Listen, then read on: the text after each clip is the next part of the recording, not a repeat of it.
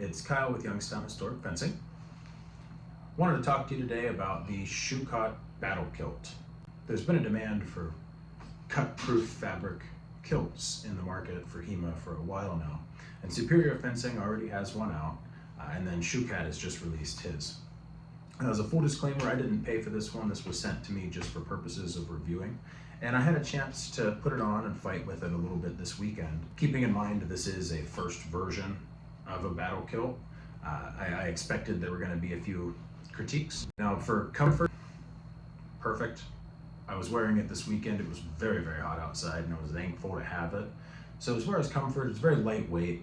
The material is breathable. You can tell it's that cut-proof fabric, same feeling as is on the gambeson jackets. And I really didn't even notice that it was there. Now, because it is very thin fabric, it doesn't have any padding built into it.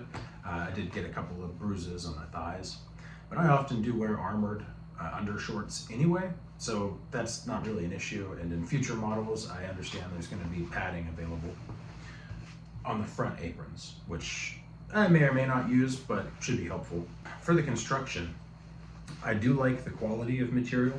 I like the quality of the stitching, especially up here in the waistband. Although I think it maybe runs down a little longer than I would like on my own personal fit. This was not a custom fit. This is just kind of the first one-size-fits-all version. In the future, there's going to be custom measurements, so I'm sure that that'll get adjusted depending on the size of the person.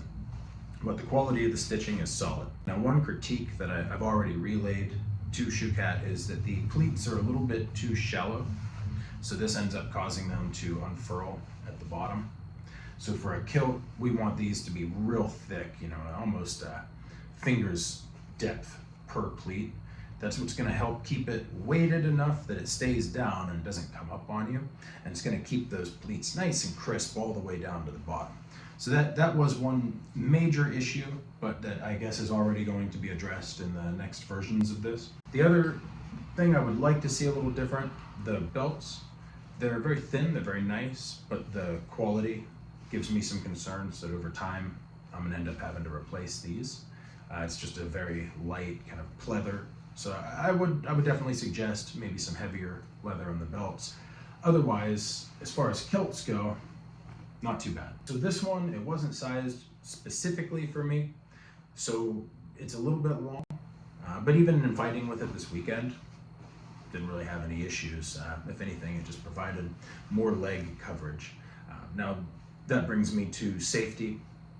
Even though the kilt doesn't completely cover, your underlayer, the two aprons layering over each other almost always cover the legs enough that I haven't really had any skin exposure issues. And I've fought in kilts for years with HEMA. I've never had an issue of my legs being exposed or taking any risk in that way. Some tournaments may still require full pants, but for club sparring, for events, things like that, I think the kilt is definitely a way to go.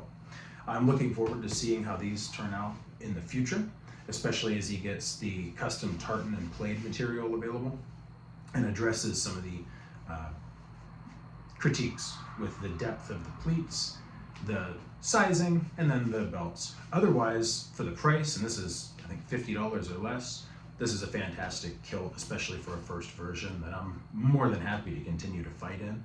And I can certainly see myself buying the version 2 of this. But that's my honest feedback. If you guys are looking for a kilt right now to wear right out of the box, this one will do the trick.